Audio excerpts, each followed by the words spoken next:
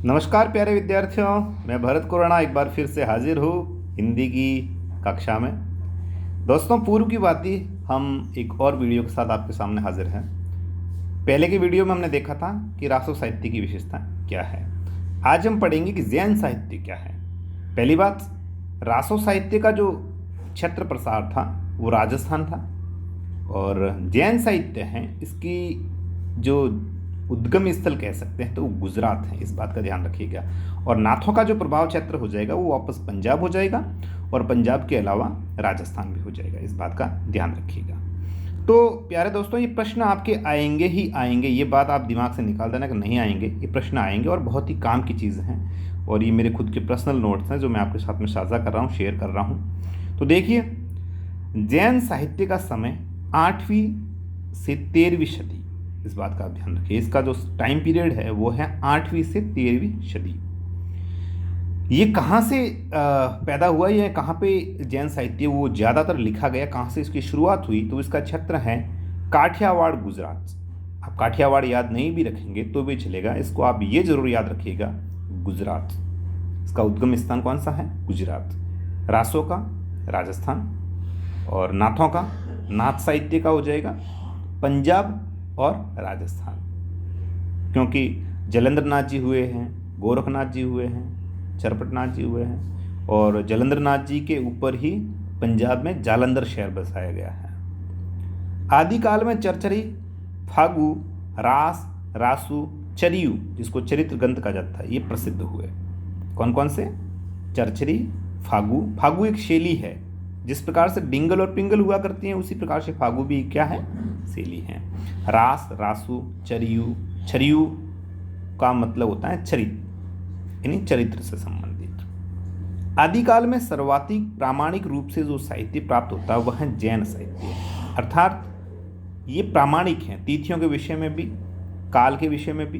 परंतु जो रासो साहित्य है वो कहीं ना कहीं अप्रामाणिक मानते हैं, उसके ऊपर अप्रामाणिकता का प्रयोग लगता है, पर ऐसा इसमें नहीं है।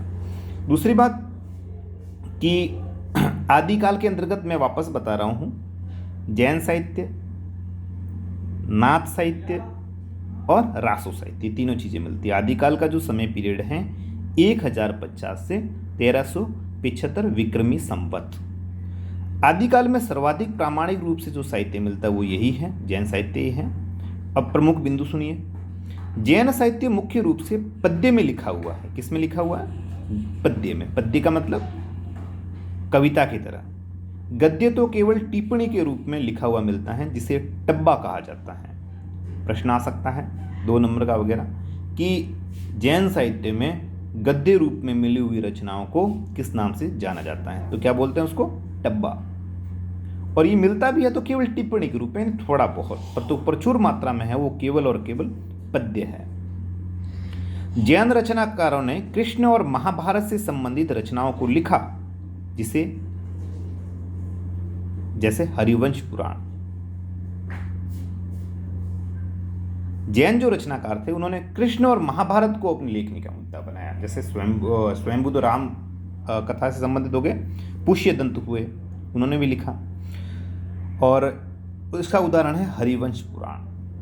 सभी जैन रचनाकारों ने जैन धर्म के सिद्धांतों तथा मान्यताओं को विवेचित किया है, अर्थात जैन धर्म के जो सिद्धांत क्या है, जैन धर्म की विशेषताएं क्या हैं, जैन धर्म की मान्यताएं क्या हैं, जैन धर्म का अहिंसावाद क्या है, जैन धर्म का अस्तेय अपरिग्रह क्या है, इनको अपनी रचना का हिस्सा बनाया।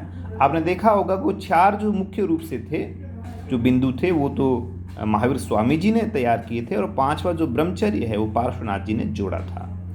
डॉक्टर बच्चन सिंह के कथनानुसार डॉक्टर बच्चन सिंह कहते हैं कि जैन रचनाकारों में कोई भी बड़ा लक्षण कभी पैदा नहीं हुआ, क्योंकि धार्मिक सिद्धांतों के प्रतिपादन में लीन कवि उत्कृष्ट कविता का निर्माण नहीं कर सकता है।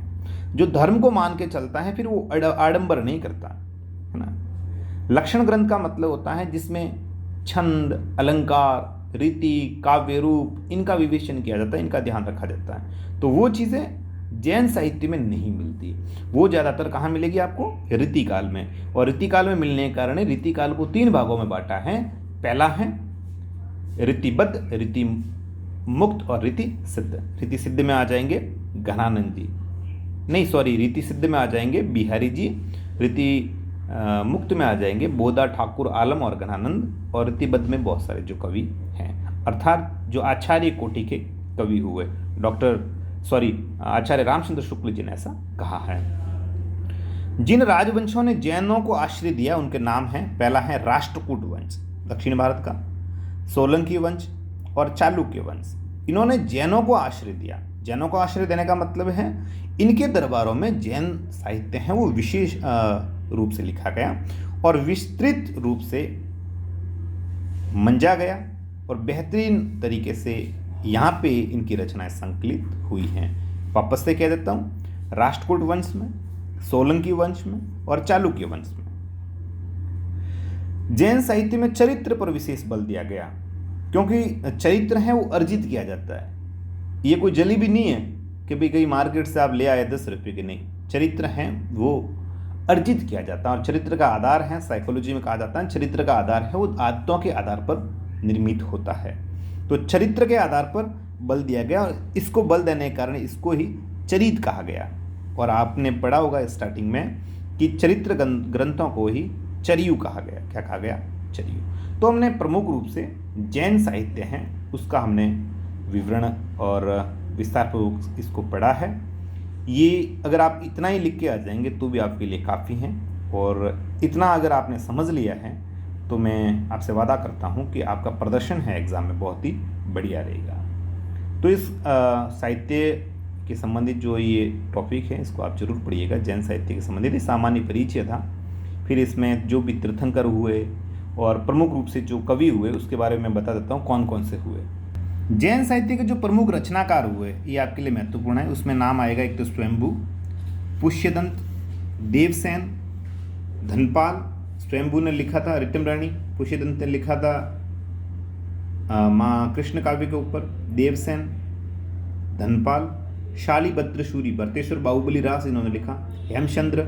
इनको अपभ्रंश का पाणिनि कहा जाता है क्योंकि इन्होंने व्याकरण के संबंधित लिखा, और इनकी रचना का नाम है शब्दानुशासन। आसकू कवि, प्यारे दोस्तों, ये आसकू कवि हैं वो जालोर से संबंध रखते हैं। कहाँ से संबंध रखते हैं? जालोर से। आसू कवि जालोर के थे, ये अपने लिए एक गर्व की बात है।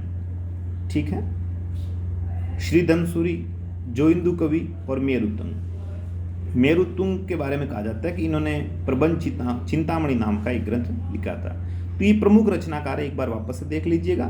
स्वयंभू, पुष्यदंत, देवसेन, धनपाल, शालिभद्रशूरी, हेमचंद्र, आसगु कवि, श्रीधरसूरी, जोइंदू कवि और मेरुतुंग। ये आपके प्रमुख इनके जैन साहित्य के रचनाकार हैं। तो प्यारे विद्यार्थियों, आज वीडियो में जितना हो सका वो आपके साथ में मैं शेयर कर पा रहा हूँ। मिलेंगे एक अगले वीडियो में, तब तक के लिए रखिएगा अपना ख्याल और उस बारे में पढ़ते रहिएगा। फिलहाल मैं भरत खुराना लेता हूँ आपसे विदा। शुक्रिया, शब खैर।